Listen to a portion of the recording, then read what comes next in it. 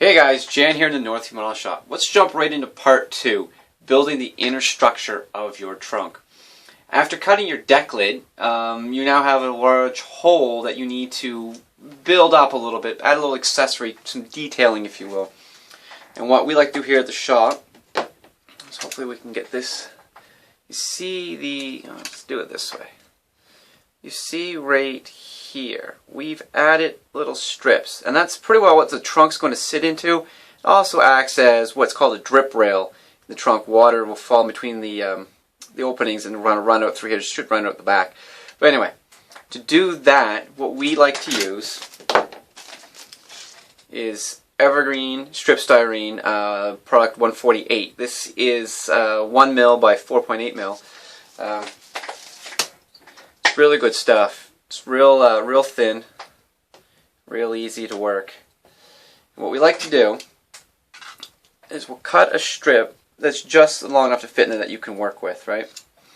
And then we'll get our piece, and we'll just kind of use this as a reference cardstock here. Is we kind of get it and we'll overlap it. I guess the best way to say it is right about here. Kind of get about a 50% overlap. That way you get good. It's being glued on, being held on good on the other side, but it doesn't look out of scale when it's hanging off. What I like to do, using my Bob Smith Industries glue, super glue, put her in there, hold it where I want it, and then use this magic stuff, the old accelerator. Give that a squirt, bang, you're good, you're lined up. And that'll give you your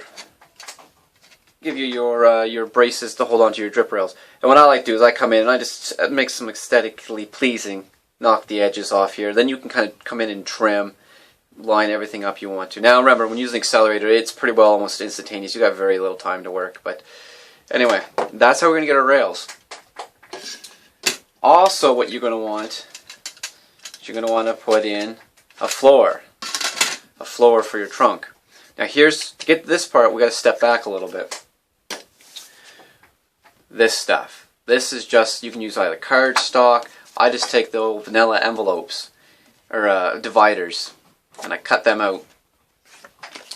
And these make great. They're just thick enough that they're about the same thickness of the styrene you're going to use anyway, but much easier to work with and much more forgiving and a lot cheaper. What I do is I get my measuring device out, measure out what I want, rough in the shape. Once I get it roughed in, I start to cut it, refine my shape. Then I tape this down, put everything together, and see where I'm at. And once I'm good, I transfer my template to sheet styrene, cut it out. Pretty well, it's a one-time fit because you've already got it. You've already done trial and error on the cardstock. Glue this down, and boys, you're ready to rock and roll at that point. Clean up the edges a little bit, trial and error to get a little fit. Same thing in the back. For the which would be up against the seats, the back seat, pretty well just kind of cut something that's going to fit, line her up, use a template.